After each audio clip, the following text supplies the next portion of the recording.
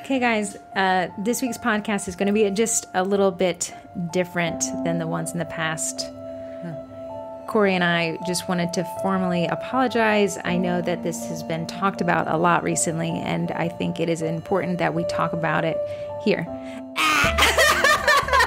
Just kidding. We wanted to talk about apologizing in business. Look at you all with your popcorn. Yeah, you guys are like turning up the volume. You are running to their microwave. Popcorn, go get some butter. Everyone's like, man. Okay, but before we jump into today's exciting topic, Corey, what is this? Other than clickbait.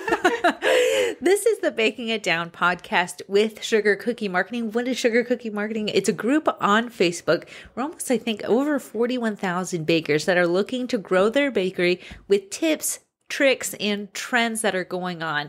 At the end of the day, sugar cookies consist of the main ingredient, sugar, flour, and butter. But what happens in the business world of baking is always changing, from new styles that are coming out, how to deal with customers. And that is what we discuss here on the podcast each week with a marketing nugget. Got it in there.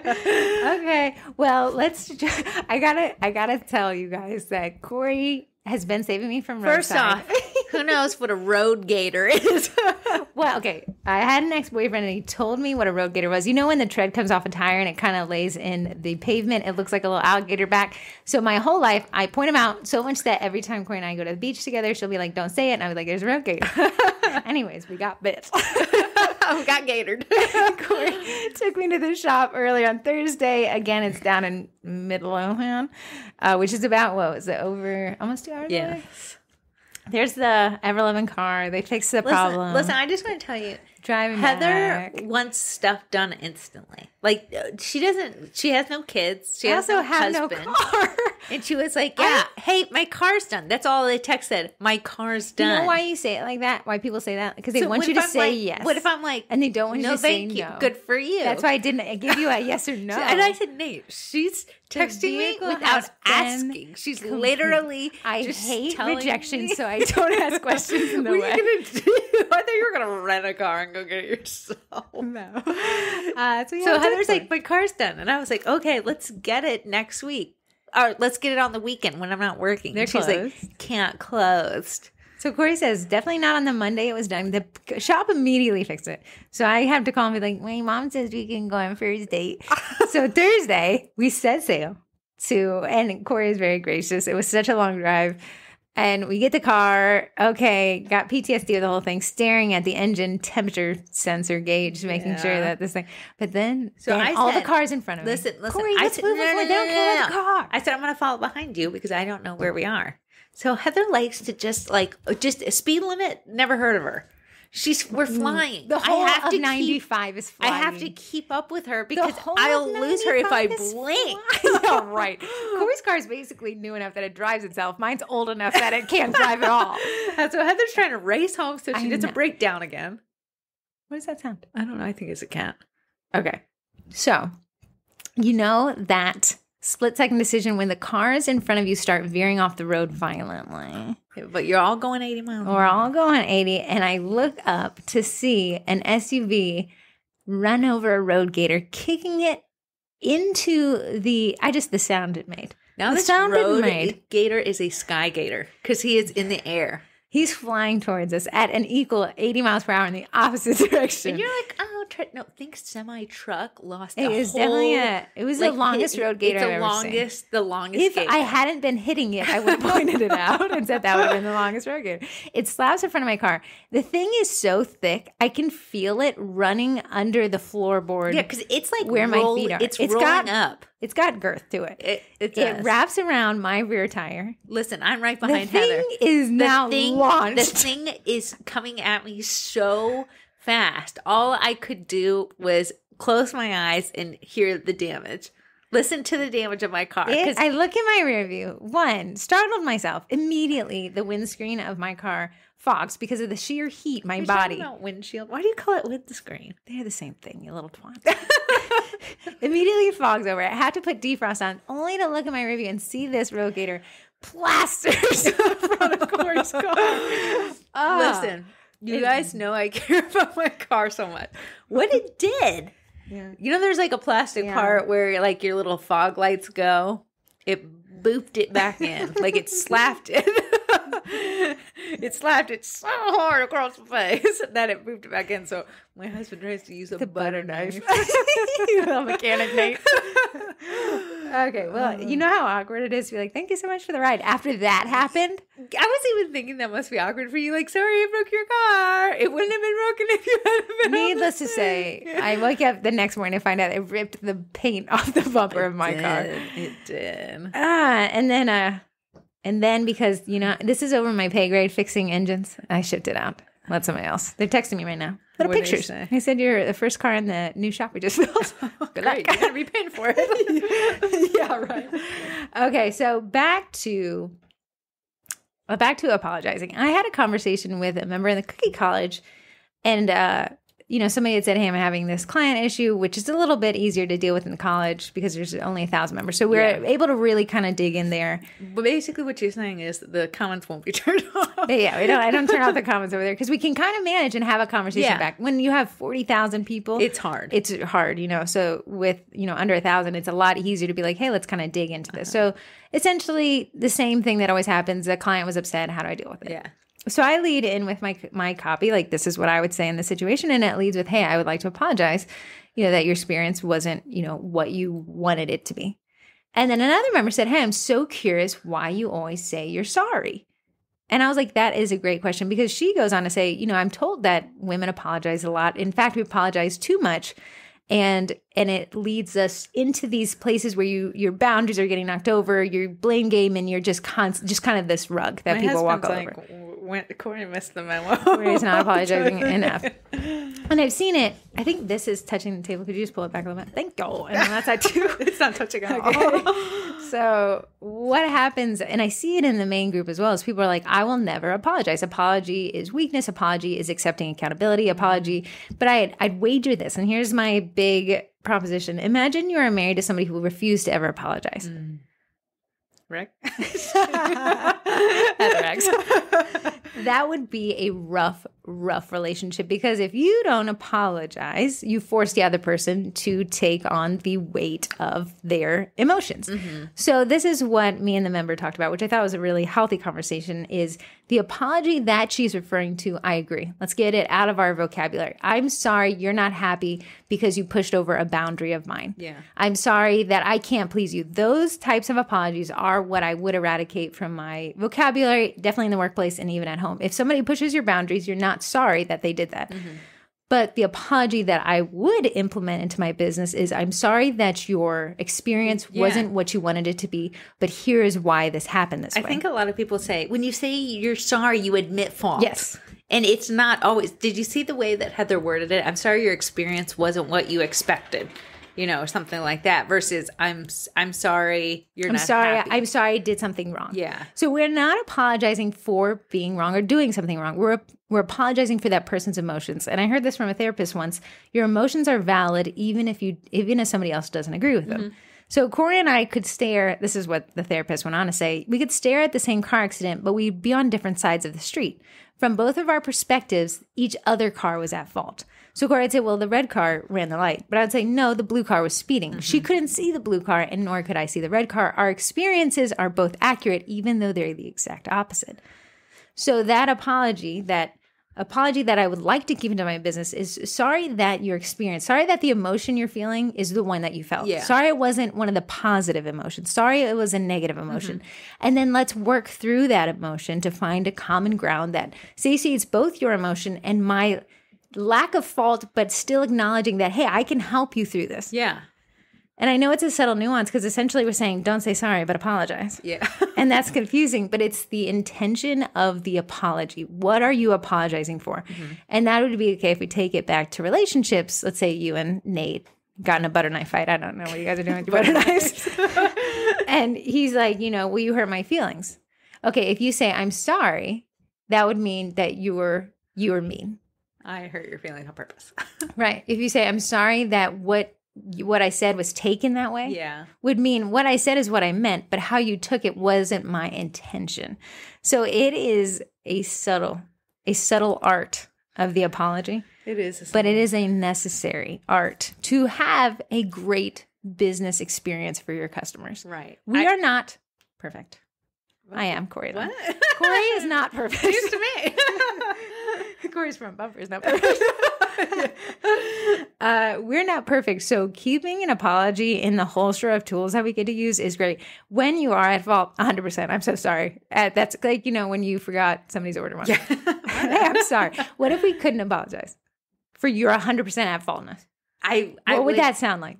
Walk me through it. Like, I would feel super. I'm sorry you placed an order with an idiot. So, give me some. I don't know what you want me to say. Yeah, you got it on your phone real quick. We were texting me. There's something wrong with the card. I need to text it back. Okay, what's wrong? I thought it was odd that two of your spark plug wires were different from the rest. But overall, the car is very clean aside from some bumps and bruises and a picture of something I don't know what it is. I don't even know what half those words mean. To me, apologizing doesn't necessarily mean someone's wrong. If something happens, if I bring something to your attention, I never say like, I'm really looking for an apology here. But if I'm like, hey, this cupcake was a little bit dry, I just wanted to bring it to your attention. If you were like, your mouth is dry. all the other ones I made this week weren't dry. Now I know this is a little bit of like psychological. It's not as like, make a business, Google my business profile. Podcast is kind of more cognitive. If someone says, a lot of times, if you're like me and you don't want to face rejection, you don't ask for refunds directly. You ask for rides. You don't ask for rides just say, directly. The car happens to be ready immediately and I have places I need to go. So what the client does when they say, hey, just wanted to let you know. One, just is an indicator that somebody has something that they want, but they're scared to say it.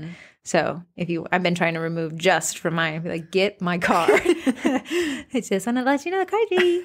If somebody says, hey, just want to let you know that the cupcake was a little dry, what they're saying is there's an issue. How do you want to resolve it? When you say, no, it's not. I tried it before I sent it out. One, are you guys trying all this stuff before you send it out? I don't test. Are you guys all test? Some people act like they do. I do not. I have an eyebrow raise. So when you tell them, no, it's not dry. What are the client's options? Now you called them a liar. You did. And you told them they have bad taste. Something's wrong with your mouth and you need to go to the doctor. Yeah. So you called them a liar so they only can get defensive.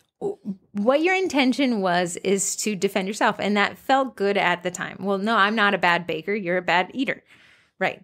But what that does is now we've escalated. Yeah. Because you've given the client by saying, no, they're not. With no no escape route, they either have to escalate or turn on themselves. Very rarely are they going to turn on themselves. Like, and if they did, they'll never come back. I had a little cotton mouth before I tried.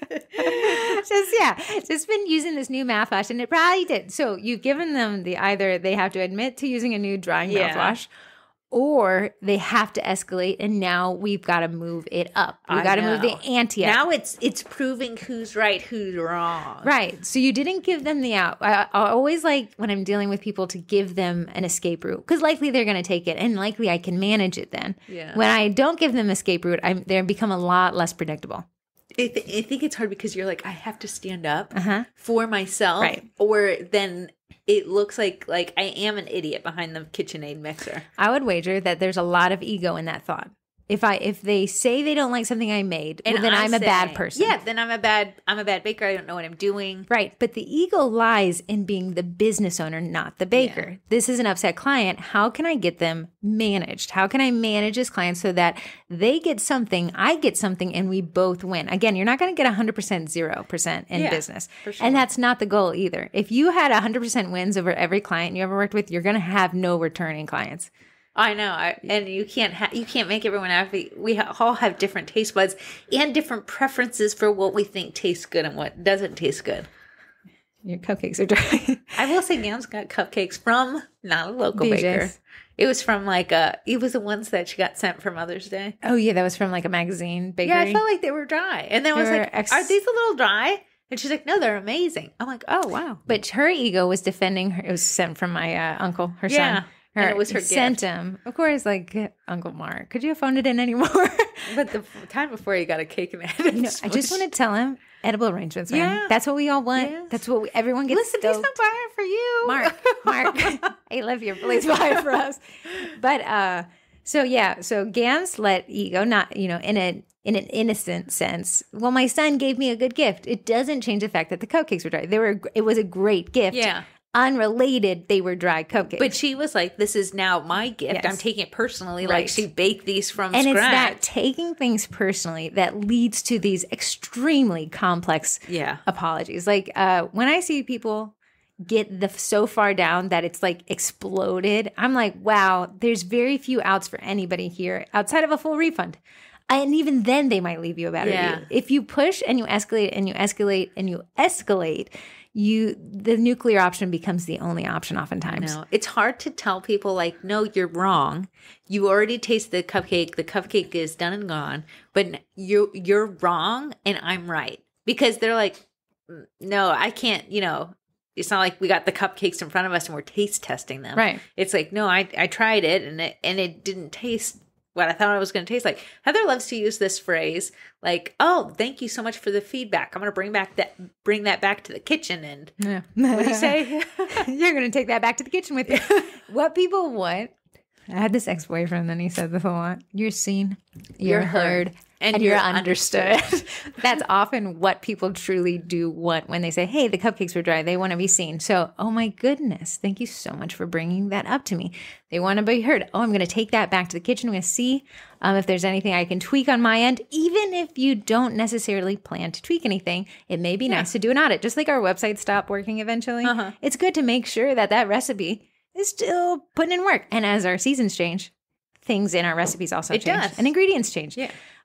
So say I'm going to take that back to the kitchen. And then now we have kind of the final part of the resolution. Where is the common ground? Somebody in the group mentioned this, and I thought it was a really interesting approach. They said, so essentially when we do a full refund, we put the onus on us to solve the problem. And to me, that's the fastest resolution possible. In and out, I can move on with my life. If you're wanting to not do a full refund, because not all situations require the full refund. If you escalate, likely you only have that option. But I thought this approach was very interesting. She said, ask them, I'm so sorry. What can I do to make this right for you? And let them choose I swear, the solution. that's what I wrote. Your in a name comment, was and I not- said you can lead them to the water, and then they Put can your ego choose. aside. Somebody else said it's out. Corey's in a bad mood today. I'm in a bad mood today. Why are you? Let's take it aside. Why are you in a bad mood? Okay, we're gonna take 5 from the podcast. Okay. It's because I am like, my family comes to me for everything. I am everyone's touch point. The cats, the Is it dog. because we thought, Corey and I thought about over lunch, is that she works from home, so people think you're not working because but you're I'm at home. working so much, but then I Yes. work so much that you can't honestly get a word in edgewise because I'm like, well, I'm not going to sit here. I'm going to work. Right. So they feel less listened to when in reality they shouldn't be talking at all. It's the working time. But because Corey's so accessible, it feels like she's this fixture. And then when her husband works shift work because he's a police officer and he's on his weird Saturday on a Tuesday. Yeah, if he has a weird day off and it's on a Tuesday, then he feels like everyone needs to be on the weekend. My weekend isn't until Saturday. So Corey and I said you have weekend brain. Whether your weekend's on a Saturday or on a Tuesday, you can almost feel your brain saying like, and I'm out for the day, guys. I'll see you on Monday. Nate's weekend brain was Tuesday, but he wanted Corey to be in weekend brain, but she had just gotten off of it and got into weekday brain. like I'm heading towards mid hump day week. I mean, like Wednesday is the least weekend brain day. So we were saying, like, how would you manage? One, it's complex because you work from home, but a lot of people on the podcast also do. Yeah. But it's complex because you have a husband who has unnormal, not 9 to 5, 5 days a week. Right. You have like these weird shift days. So it's like always changing. It's never like Tuesday's my one day. No, it's Right. always different. So at least the folks whose partners or spouses have consistent schedules, you almost get to be like, okay, they're leaving at 9 a.m. and I get started. Here's the thing though. When even the people aren't there, the animals are constantly checking in with me. Like, is she moving her hand towards the cheese cupboard? I know. That is a boundary issue. What I think with the animals, they don't know. They only know what we allow them to know. When they make a sound, Yeah. something typically happens. Just for me to make them quiet. I have gotten so many cat toys in the past 2 weeks just to get some, take the pressure off me. Like, go bat around a But toy. I think essentially we've said the more you cry, the more toys you get. But now I'm in this hellhole. I know. Of a meow. A boundaryless She's talking. hellhole. Phoebe has become dexterous, can use his paws to touch me. That paw touching my And ankle. it's because you always say, respond. fame, fame. And then I go find entertainment for Yeah. it. And it's like, well, if I press this ankle button, I immediately get how something. do you ignore your husband, child, and pet? Well, what I've been doing to Phoebe, unfortunately, is as soon as I get an ankle touch, I shut the door and put it outside. Oh, so she loses Boundary. access. So I'm essentially, the ankle button's only response is to put you outside of the office of where it loves to live. So, I'm going to put Nate and Arch outside. so yeah, I mean, I don't know. Obviously, I'm single. Follow me for my dating advice. Get rid of them. Arch is getting ready to go to his dad. So that'll be a break. It's just a lot going on this week. It's his final week. We have exams this week. He gets off half days on Wednesday, Thursday, and Friday. So now I have to be available halfway through the day. Then you drive him up on Friday, and then we have a family wedding on Saturday. It's just a lot. It's a lot this week. Fortunately, I don't need a ride. I don't have a car.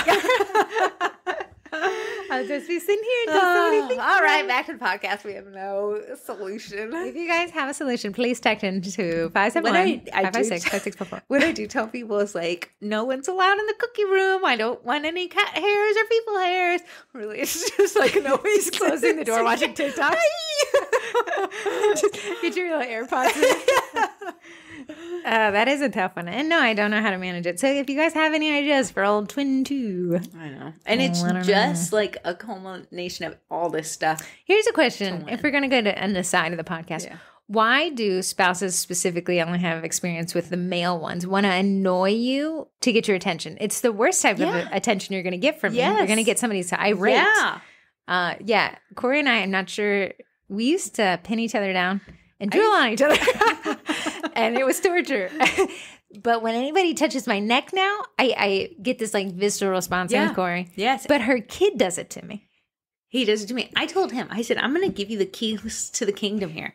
If you touch my neck, it'll put me in an instantly bad mood. Yeah. So if you ask to go to McDonald's or you want to go to the Olive Garden, I'll say no because you have touched my neck. Yeah, I don't get then why continue to do it. Instead, he touched my neck instead of yours. And This I said, morning, listen, he champ. touched my neck when he got out of the car. And I said, I'm going to be in a bad mood. He said, you were already in one. Okay, well, I don't know. That's not wrong.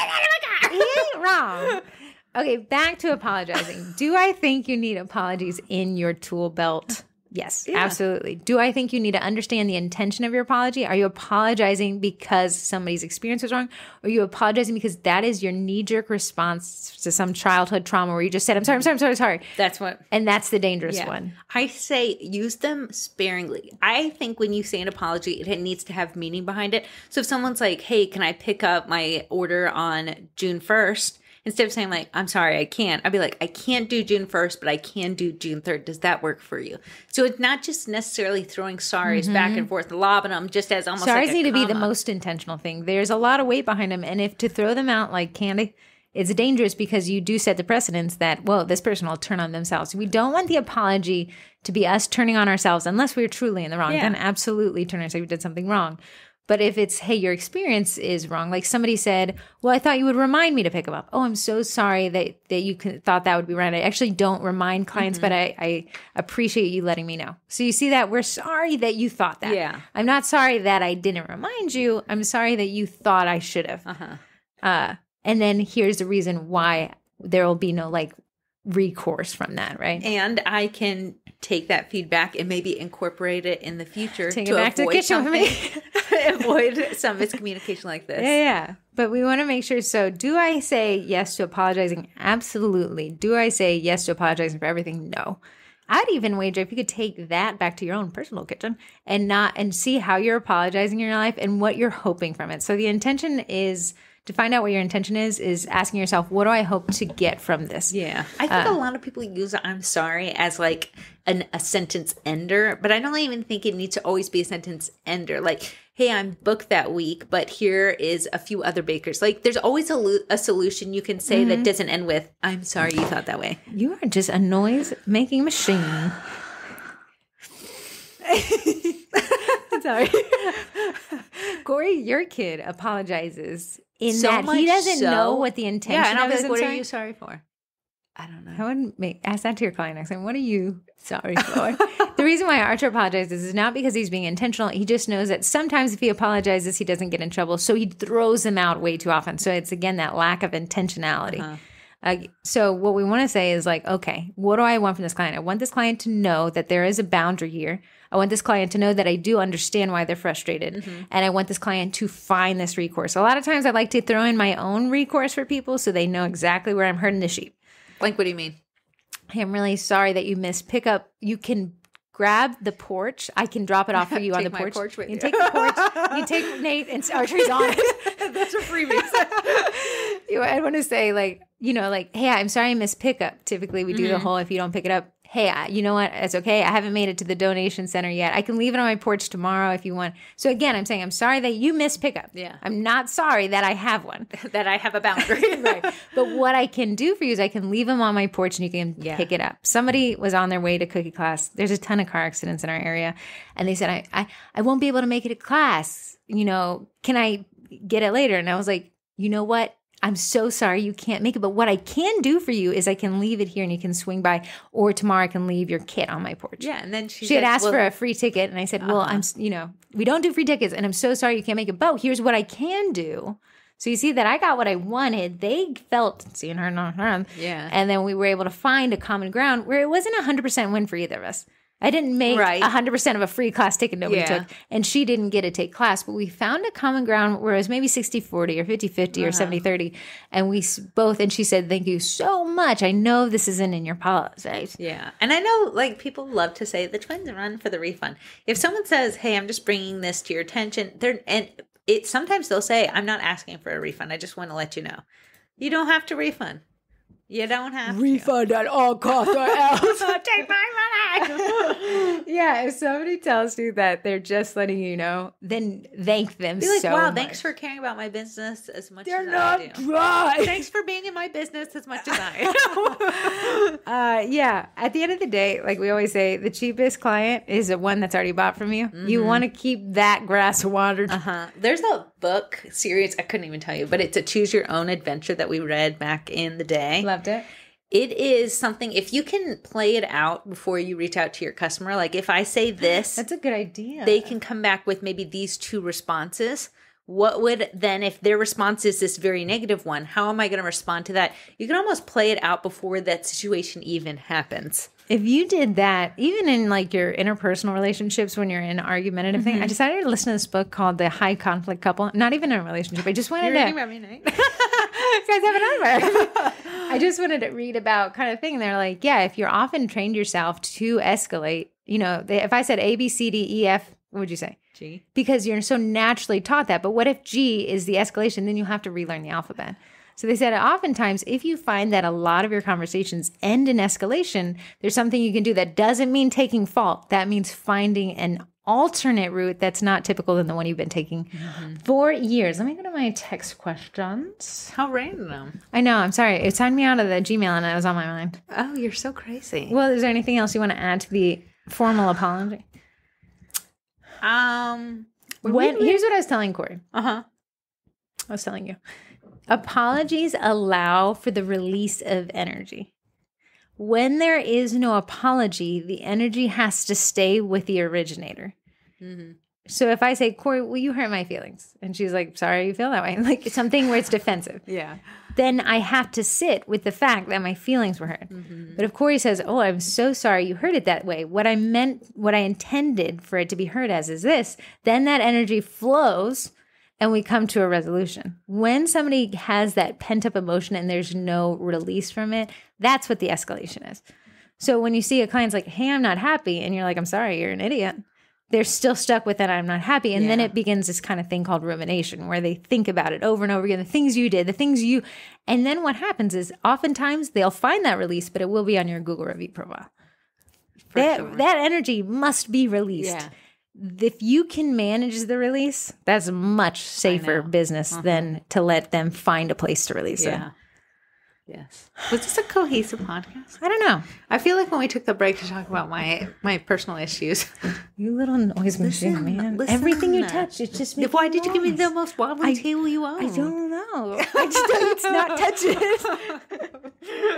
I'm sorry you feel that way? How do you know about me? I think it was the messaging is right. We led with clickbait, took an aside because you're in a mood, and that's fine. And you've got a problem here. Why am I in a mood? Why am I like? You're almost here at the end of my mood. Yeah, Archer. You and Archer kind of need this break. It's because he had a half day Friday. He did, which I let him stay home all day Friday, Saturday, Sunday, and Monday was off. If you don't know Corey's kid, if you have a quiet kid, it's not that. It's not a quiet kid. It's a kid that loves to talk about anything all the time. Forever, and then touch your neck. Listen, I want to tell you on the ride home, this is the question. So I'll ask it every day. What would you do if there was a million Fuzzums running towards you? And Fuzzum is our cat. And my brain, which is thinking about normal people things, has to yank itself out and think if there was clone cats running towards us. Well, on Saturday when I saw him, he said, "Can I ask you a question?" Yeah. Drags me to his computer. Which group of trolleys would you like the trolley to run over? What? I don't know. The one on the right. Yeah. I mean, he even didn't pick the one I picked. So whatever. But that's kind of who Archer is. Yeah. Very, if just I'm a million miles away. Down the stairs with like intent to work, he'll be like, "Come and look at the Fuzzum." And who am I to be like, "No." So let's. Oh, he's so cute. He's 13, right? Uh-huh. Yeah. I went on a walk the other day, and I swear, if you didn't tell me Archer didn't have a twin, I would have found him. So I'm walking in a neighborhood. I go on these 5-mile walks. They're a loop pattern. I have my typical cats I pet, and then the old 95-year-old guy stuff. So I'm seeing this kid. He's doing the turning left, which I'm always like, oh, with his arm? Yeah. So he's got the, left turn, which is a straight down. I'm always like, oh, that confused me as a kid. I'm impressed to see somebody. You know what? His right handlebar snags on the wheel well of this car, throwing the kid over the handlebars. I'm the only person there. Did you go run? I ran. But did he have a helmet on? He did. He was Archer. It might as well have been Archer. He's like, and then when, I'm like, what's this kid going to say? Oh, brother. Oh, brother. Oh, brother. Like, was he hurt? He was startled. Embarrassed. He was very embarrassed. Because now you got this girl, and I'm like, hey, buddy, can I help you? Can I help you? Do you look like what you look like now? Nah. I think I was wearing a funky hat, though. A sun hat. So I said, "Can I help you?"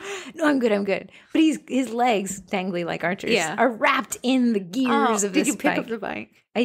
He said, I'm fine. So I helped him up, and then I handed him his bike, but the chain had popped off. So I turned back around to see him like trying to hold the bike. Oh, because it won't even. I said, "Buddy, I'm going to hold the bike for you. You put the chain back on." Did it go back on?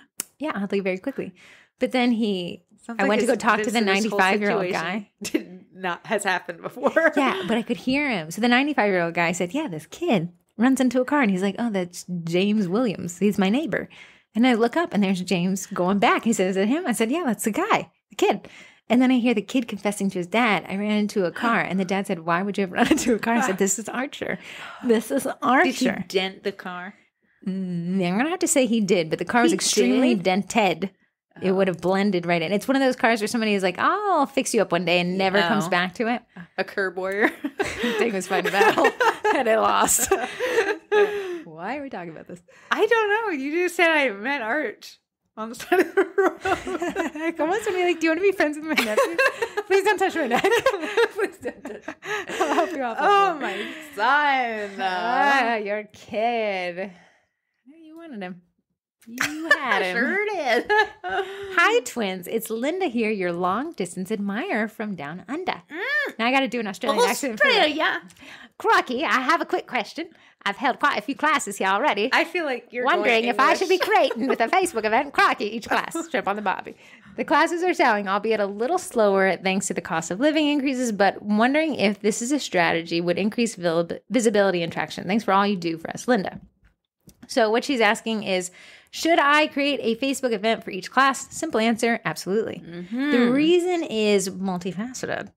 Because Facebook is a search engine, which we talked about in the last podcast. Mm-hmm. Search engine means people can search. When we create one individual listing for each, we have individual titles that have individual keywords that can be searched individually. You'll never guess. Plus, when we want to direct traffic to an individual class, I can and tag an event now in my copy description. And we love tagging a class. It makes it highlighted blue when people are surfing on mobile, so your eyes instantly go there. And when they click on it, it's everything they need for that specific class. Mm-hmm. What I don't like is somebody who makes like a catch-all. One, it's hard for end users to manage and understand. Like, a lot of people aren't reading, so understand, we're not reading.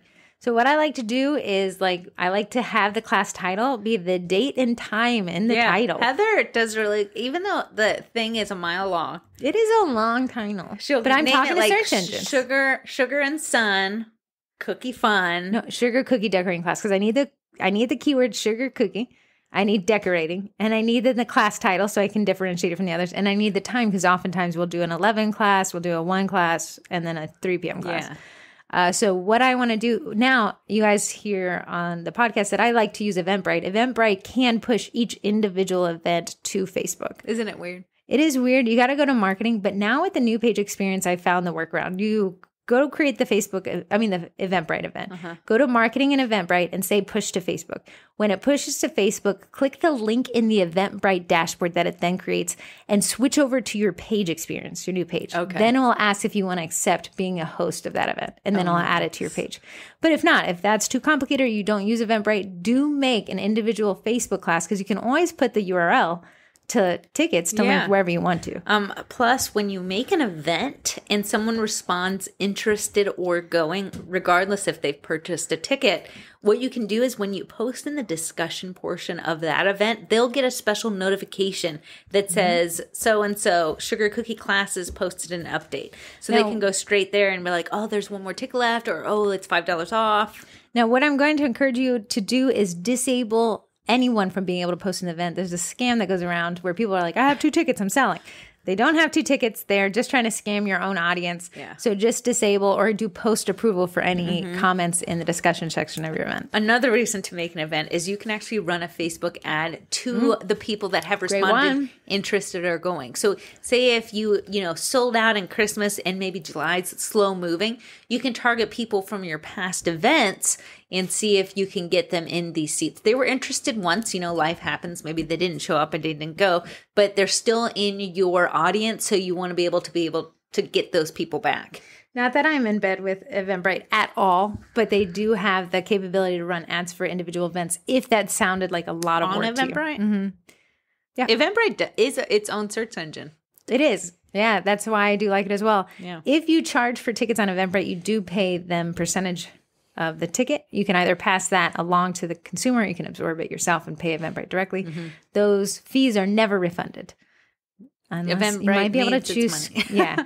I don't think they used to, when COVID first hit, they used to say, we'll refund it for COVID issues. So I'm not sure if that still is at play, but I'm going to guess now. My one thing, and sometimes we don't do this ourselves, is when a page runs events, it'll have it on the events tab, past events.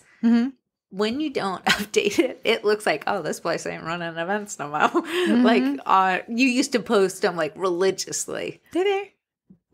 Are they though? Check. I think they're there. Are they though? I went out of my way this time to make sure they're there.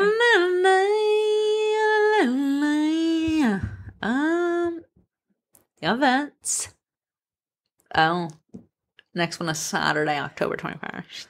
Yeah, we filled out the, but that event, I posted to the page, this Sugar Cookie Classes I will page. say, the past event. So those 2 are current. Yeah, the one before that was in December. When they sell out, I don't need to push anywhere to it. Yeah, I should have pushed it out. But we're halfway full of October. Oh, really? Yeah, 5 people have already signed up. Wow, people are crazy. Because I put the FOMO into the copy. I said, hey, these will sell out. They typically fill up in September if you want to guarantee a spot for you and your buddies. But get them now. So 5 people did. Nice. One was a group of 4. And a onesie person who I think was the one who got the gift card from Mother's Day. Yeah, my great lady. There was just a lady who randomly sent me $50. And I was like... No, she blew up. It was Mother's Day morning, which is Sunday? Yeah. Not that I'm a mother, but I was off. And they were like, I need a gift card to your class. Like, okay. Yeah, she's like, I need a gift card. I need it now. Right. But I wasn't. So then we got an email, a Facebook page messages, and Instagram. Of course, Corey is a mom. Instagram voicemail. Yeah. And turns out she had forgotten Mother's Day, I suppose, and wanted this cookie class, which Eventbrite has a third party gift card thing. But instead of purchasing through the gift card thing that works with Eventbrite, she just sent $50 to Corey. She just Zelled me $50 that just fell into my bank account. How did you get that information? So that was a pain in the butt. But I think that was the ticket. I think she was redeeming it. But yeah, Eventbrite does have gift up integration, which creates a unique code. I do have to pay every time. I have to pay gift up every time somebody does that. How much? I think it's 2% Of whatever their, because I let them set the denomination. Oh, interesting. So they don't have to buy an entire ticket, which she didn't. It's a $75 ticket. She paid $50 for it, and I paid like $2. Oh, interesting. Crazy, right? Here is an email podcast tip. Email tip? Yeah. Like a tip for She's me giving to be us better podcasters? No, she's giving it to other people. Oh, okay. Janessa says, I love listening to the podcast while decorating cookies, and you've given me so many ideas and tips. So I wanted to share marketing tips I use at my cookie classes that have been successful. Nice. I always bring cookie decorating kits to sell in my classes that have the same shapes and icing colors we're using in class. The prep is easy because I'm already doing the same thing for the class, and I feel like customers have confidence and skills to decorate them after taking the class. Love and upsell.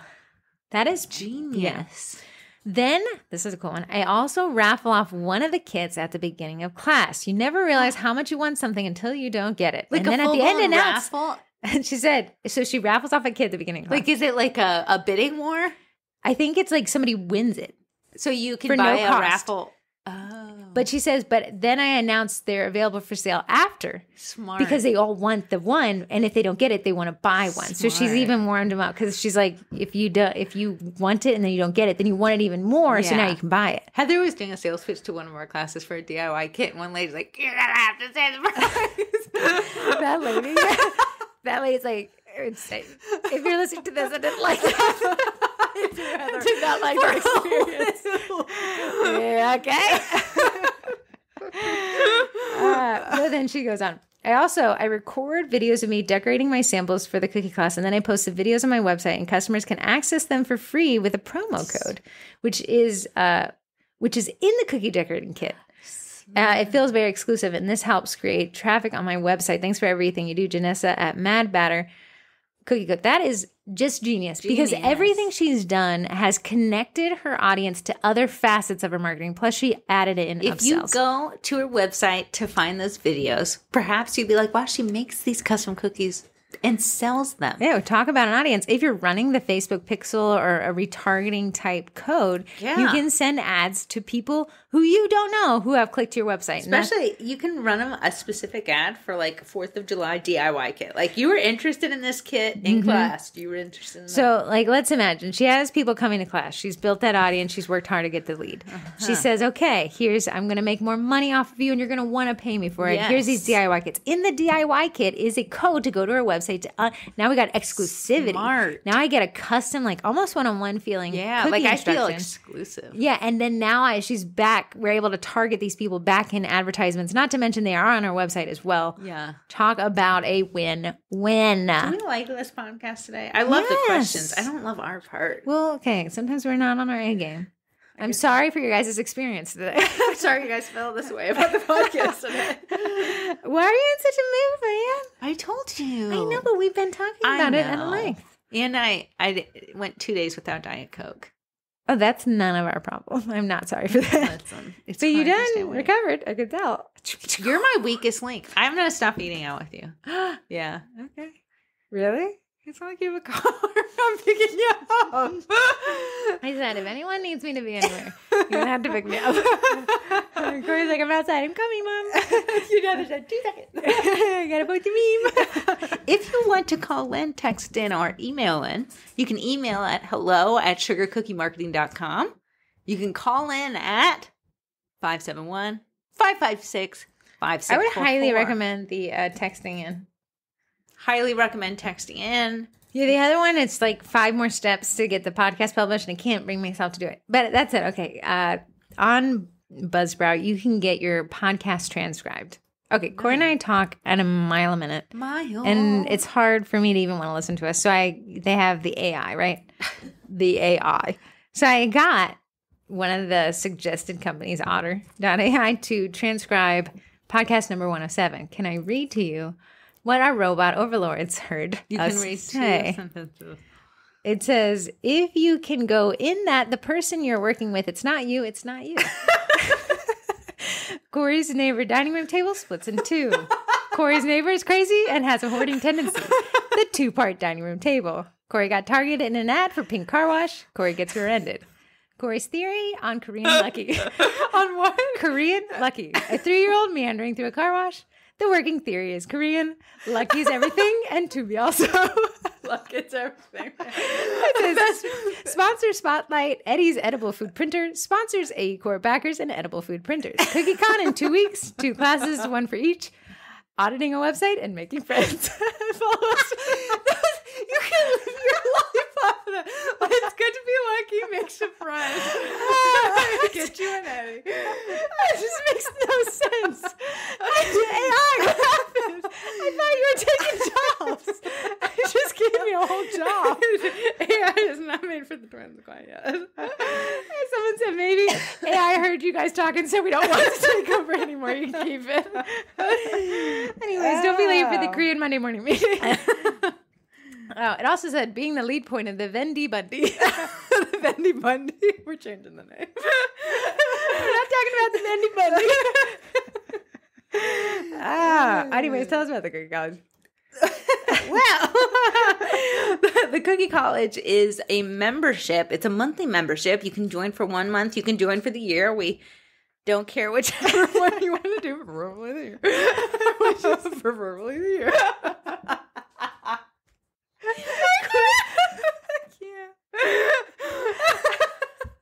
We're going to get so many bad reviews.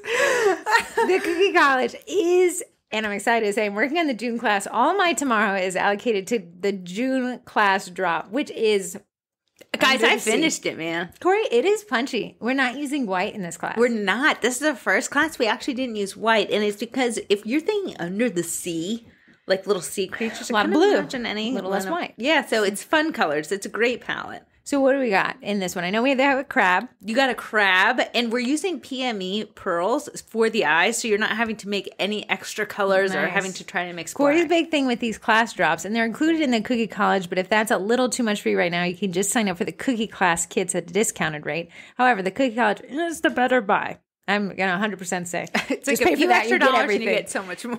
But every first of the month, we drop a new class kit. If you were thinking that you wanted to get into cookie classes, now is a slow time, but now is a good time to learn. But I want to listen. Oh. Listen, if you were planning to do a cookie class, you're going to realize how hard it is because I've done it every single month this year, and it's so insanely hard. Yeah, so Corey and I accidentally oversold it. We overdid it. And now everyone likes it. No wonder, because it's all the work you need to get this class out the door. All you have to do is bake and decorate. Yeah, so we come up with designs. We come up with only 4 colors. It's always 6 cookies. They're always 3.5 inches. You have the shopping list to buy everything, the supply list to teach a class. This is everything that we have used for years and years in our own classes. Stage the photos and take the photos. You have the photos, you have social media posts, you have the copy, you have the Eventbrite description, you have a piping practice even sheet. have the videos of my little hands decorating. To kind of go back to what Janessa said, you could essentially use those videos to recreate her amazing tips right there because you can upload them right to your... You can take my little voiceover off. Put your little voiceover on. And you get that PowerPoint that walks them through that, which Corey and I include for anybody who gets DIY kits.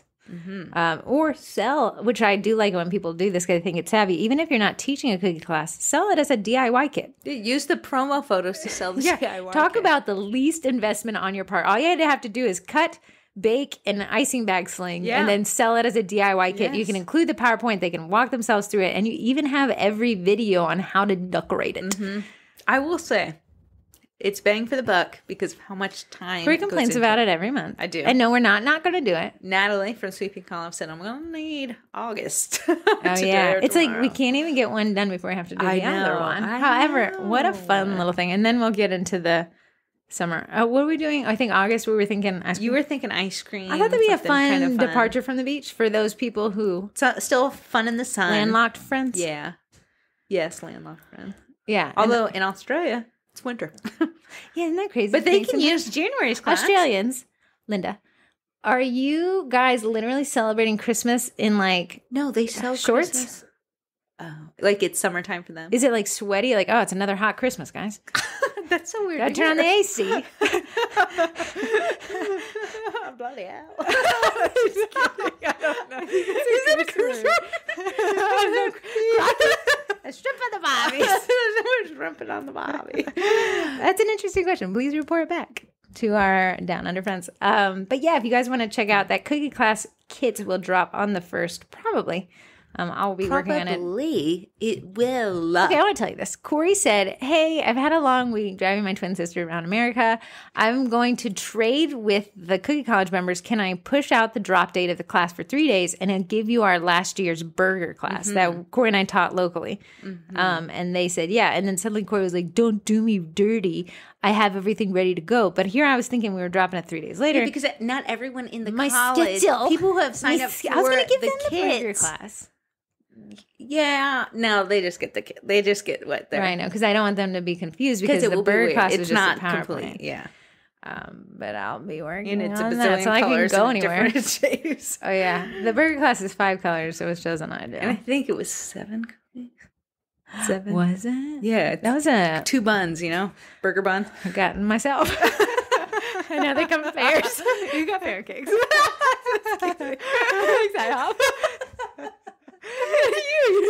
didn't even eat the Andy's mints at the end of Olive Garden today. That was the first ever.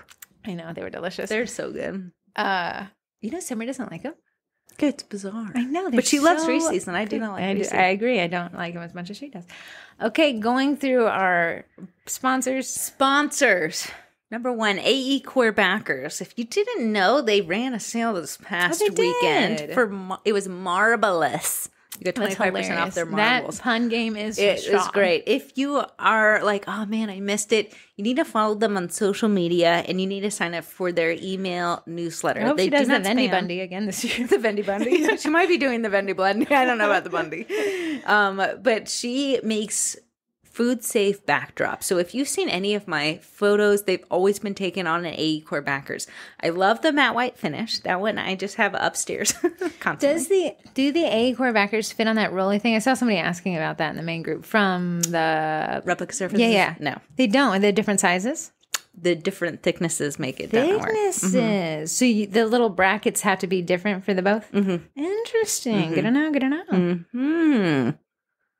You can get AE Core backers at 20% off now, exclusively through us, with the code SUGARCOOKIE, not plural, at aecorebackers.com.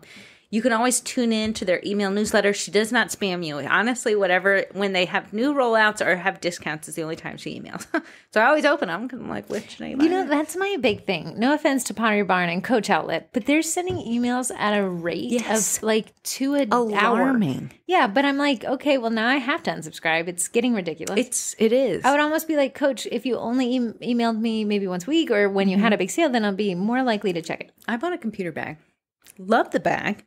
And you got a discount if you signed up for their newsletter and their text messaging.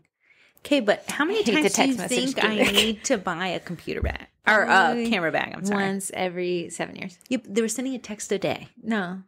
Paula's Choice. Who likes skincare? Who hates Paula's Choice text message like rate? Paula's Choice product. Right, but that text message, how much is it? If you have it 20% off every day, it's not 20% Then it's not off. 20. It's just lower the price. God bless the person who accidentally pays full price for that stuff. It's 20% off. Really? I bought it from Sephora. Yeah. But I think we bought it from Sephora on the 20% off sale day. I didn't go with you because I felt very bad about my spending habits. Oh, yeah, that's fine. If you needed to keep it to yourself, you keep it to yourself. Next up is Royal Batch. I actually posted my whole recipe on our Instagram account. Corey so if you has wanna been see- dropping mad knowledge. I gotta say, Corey has been floating our little social media, dropping these like 3-minute tutorials, 1-minute tutorials. There was a basketball stencil on how to make it look directional. I'm really trying to do a reel a day. Really a day. And sometimes they pop off. Sometimes they don't. It's all right. But a reel a day from the sets that I'm making. I said I can get at least 2 videos from each set that I make. And you know what, guys? You could too. So if you want to see how I make my royal icing, what I look for my flood consistency, it's all in that video. But I do use the Royal Batch meringue powder, and on the back of the bags is the recipe. And then I show you the recipe so you can just screenshot it, but you can also do what I do. So I take a tablespoon of the meringue powder out, which allows it to crust over less fast, so you have more time to work with it. Really, truly does depend on the humidity. We live in a very humid climate here. Come on, man. It's not even June yet. I know, but it was kind of beautiful. We did have a nice May. It was a very nice This May. year is just a chug-a-luggin. I chug-a-luggin. Last but never least. Wait. Oh, You can save 10% by using code TWINS at checkout. Ships to US and Canada. nice. Nice. Thank y'all. You're welcome. Thank you for that. Last but never least is Eddie, the edible food printer, which is the only thing that the AI understood. Maybe the robots talk to it. But Eddie is a direct-to-food printer. So the same way I print on paper, imagine printing on food. Yeah, but not like a edible food printer. No, it is a printer on a food. The paper is Printing the food. right on the royal icing. Yeah, so it was pretty neat, and it continues to get neater and neater. Corey asked me to send her a file. Did you? I'm working on it. And you're using Eddie to make a corn cookie?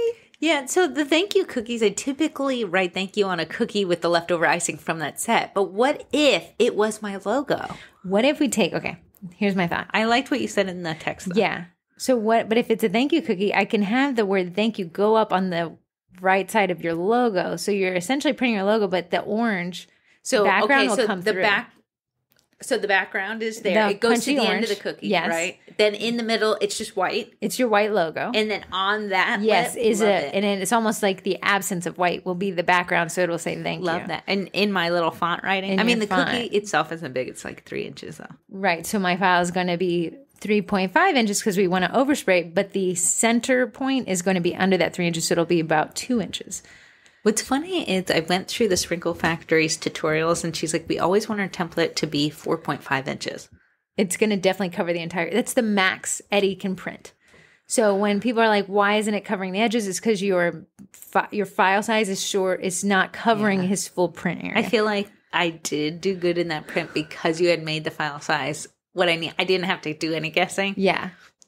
Sometimes Corey and I said, what if maybe we were the brains of one person, but divided in half, because there's no way I'm going to decorate a cookie. And there's no way Corey's going to 3D print something. We're just not. So then stuck together forever and ever. If you want to, join the user group.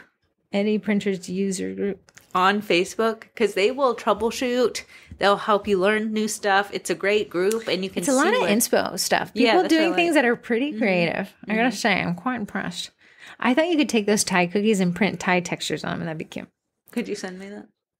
Yeah, I can do that. Send me a Thai text. Like a couple different ones? Yeah. Like we'll just do the shades of blue. Yeah. To match that. Yeah. Let's just see. Okay. Let's just see. What else was I going to say? Oh, yeah, guys. So we do the Wednesday newsletter. I know I don't typically talk about it, but it is everything we talk about in the podcast, but mailed to you at 8 a.m. on Monday. Minus all the giggling. Yeah, it edits out the giggling. But to make you guys sign up for it, I include one $2 Transfer Club PDF each week. Yeah, that's for free. Yeah, and I think this week I'm going to do beach balls. I already got made. Nice. But if you do not want to have to see us in your inbox, or you have AOL or Yahoo, which has a 0% deliverability, they hate our emails. Weird. You can sign up for the $2 Transfer Club, which is every transfer. I think now we're at $50 for just $2. And that is at cookietransfers.com. Nice. $2. Best $2 you'll spend. Best $2 I can say best $2 you'll spend. Best $2. And I add a new transfer sheet each month, but even this month I've added about 4 or 5. So. And I know in a couple podcasts ago, we thanked you for getting us to 250,000 listens. Yeah. Heather actually pulled glitch in the system. Old. It's 500,000. Yeah, it's like the system just started doing the threshold, but it sent the old sending one. all at one time. Yeah. So we've actually had 500,000 listens. 500,000. 500,000. But someone said that's 2 years, so a million years. Millionaires. We're a million years. Not what I intended. But thank you so much. If each of your ears gave us $1, that'd be great. We wouldn't be doing the podcast. Okay, do you have any Twinterest? Well, that's disgusting. So sorry. Do I have a Twinterest? Oh, yeah, I do. What? I'm making a video, obviously, because I made a video a day. I found Hobby Lobby, where I live, it has come out with new things, and then they moved the whole store around. It came out with new stuff. Tell us more about this Hobby Lobby. What they did come out with, and I did not have high hopes for it, was this edible food paint. Oh, you talked about that. They had silver, gold, a dark like gunmetal silver, and then like bright pink, purple. Oh, that's kind of neat. Yes, so I didn't even grab those. I just grabbed silver because I didn't want to mix it. What is their price point we're talking about?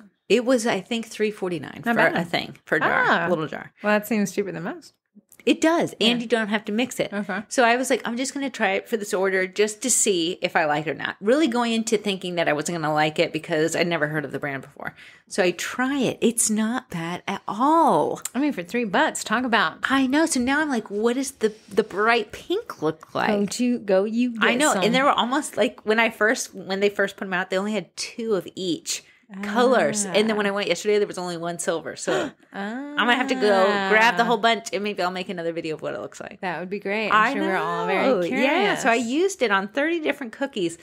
30? I had to do Who? What oddly cookie order? the Wedding? rings. Yeah. So in the first, because Corey got a client who ordered another client set. The first one was where you mix it with the TMP. It dries So of out. the You're constantly. two- I will say I really did enjoy that one from Hobby I Lobby. asked, why didn't you do the Jenna thing?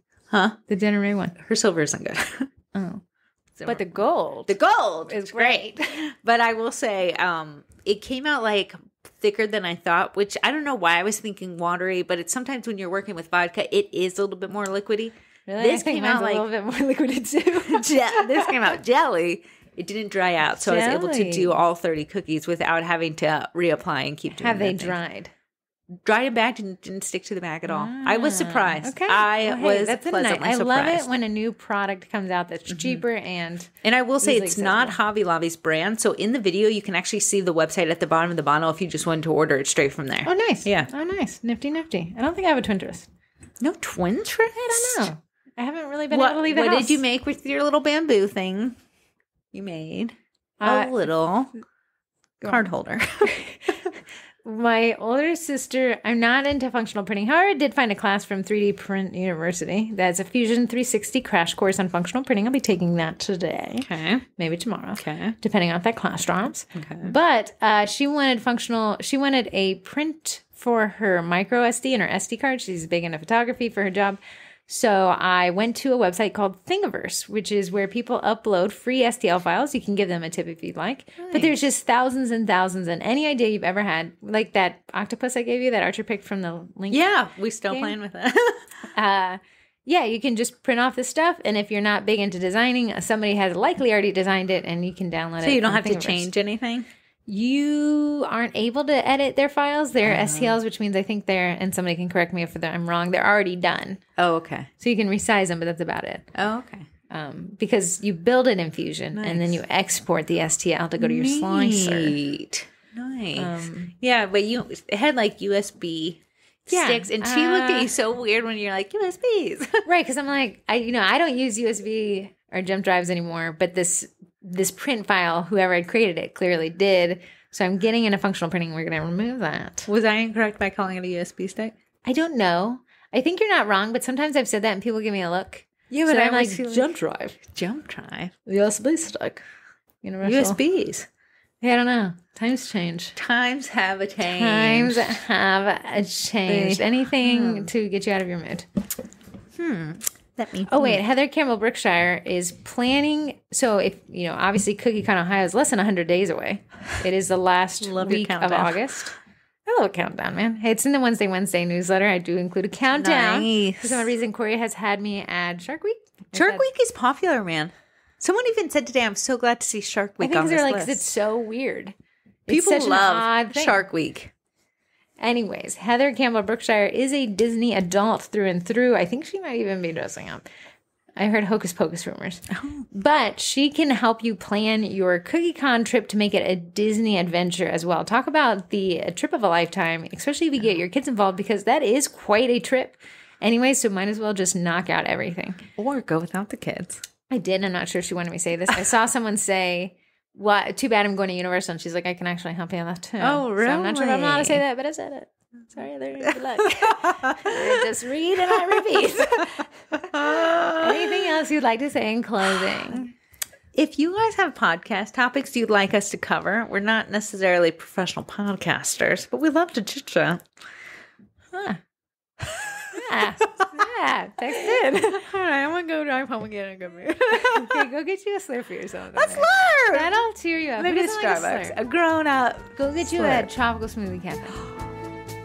A smoothie king. A smoothie can. I'm sorry, the real one. Not the fake guy. Not the one that's just blended ice. Bye.